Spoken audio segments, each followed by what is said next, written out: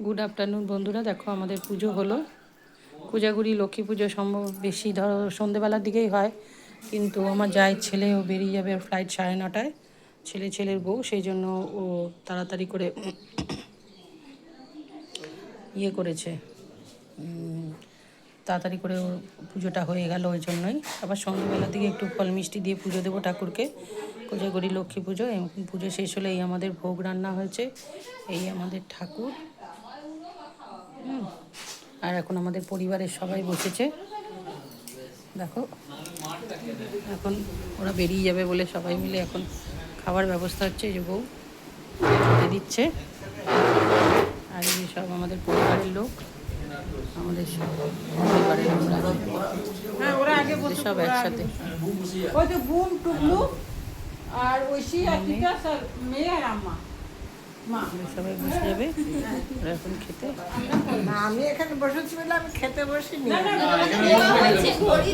আমার বরের রয়েছে পুরুত মশাই হয়েছিল, ওরকম খিদে পেয়ে গেছে, উপোস করে রয়েছে, নাড়ু খাচ্ছে। বুঝলে, এই হচ্ছে আমাদের,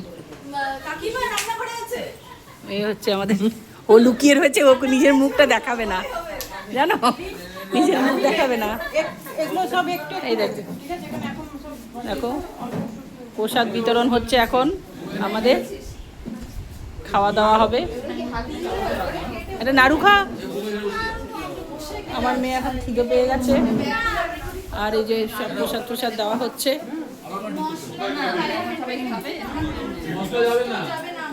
ও ওখানটা বসবে, বসে পর।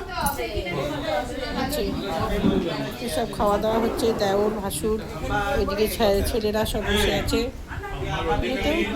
আমাদের বাড়িতে সব এরকমই হয়, পুজোর সময় সবাই আমরা একসাথে ছিলাম। আবার এখন যে যার মতো যার বাড়িতে চলে যাবে। আজকে ওদের ফ্লাইট, কালকে আমার দেওরদের ফ্লাইট, পরশু দিন। তারপরে হচ্ছে যা এখন থাকবে, ভাসুর আবার কালকে চলে যাবে। আবার যার ফ্লাইট হচ্ছে 17 তারিখ, ওরা আবার দিল্লি যাবে ছেলের কাছে। তারপরে ঘর আমাদের ফাঁকা, যা যতদিন আছে ততদিন পর্যন্ত একটু তাও থাকবে, একজন হলেও তো থাকবে। তারপরে একদম ঘর ফাঁকা, আমরাই থাকবো। বন্ধুরা, এই হচ্ছে প্রসাদ দেওয়া হচ্ছে। তাহলে আমার ব্লগটা এতখানি পর্যন্তই। আবার নতুন কিছু নিয়ে, নতুন এখন বিজয়ার সময়, তো শুভ বিজয়ার সময়, কালী পুজো না হওয়া পর্যন্ত বিজয়া হয় না। কালী ঠাকুর জলে বিসর্জন পড়লে তবে বিজয়ার সমাপ্তি হয়। এই একটা নাড়ু মুখে দিলাম, প্রসাদ খেতে খেতেই কথা বলছি, যা মুখে দিয়ে গেল। মিনি ব্লগ এতখানি পর্যন্ত। Tata, bye bye.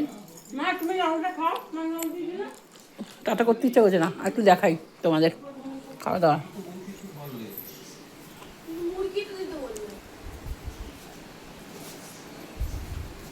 খেতে বসে আছে, দেখো অল্প সব খাচ্ছে।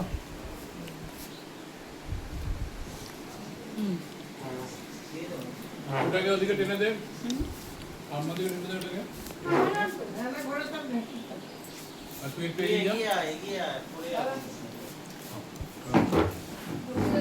খেয়েছিস বাবা? যোদ্ধাকে দিয়ে দিল, আমাকে দিল না। নাড়ু আছে ওখানে, ওই যে পঞ্চদেবতা আছে না, ওর মধ্যে নাড়ু আছে, দাও। সবজি আর পনির বাটিতে। চলো, হ্যাঁ ওখান থেকে দাও। ঠিক আছে, পনিরটা আর আলুর দমটা। এবার ফ্যানটা চালাবো কি? প্রদীপ নিভে যাবে। টাটা। এখন ঠাকুরকে প্রসাদ দেবো, ওদের খেতে দেবো, বেড়ে দেবো বাটি করে আলুর দম আর পনিরের তরকারি। রান্না হয়েছে 7 রকমের ভাজা, পটল ভাজা, নারকেল ভাজা, আলু ভাজা, শিম ভাজা, বরবটি ভাজা, কুমড়ো ভাজা, একটু কী আছে, শাক ভাজা। যদি দেখতে পাচ্ছ মুরগি, নাড়ু আলাদা তোলা আছে। তারপরে হচ্ছে পোলাও আছে, পোলাওটা নিয়ে চলে গেছে ওখানে। আলুর দম, পনিরের তরকারি, পায়েস, চাটনি,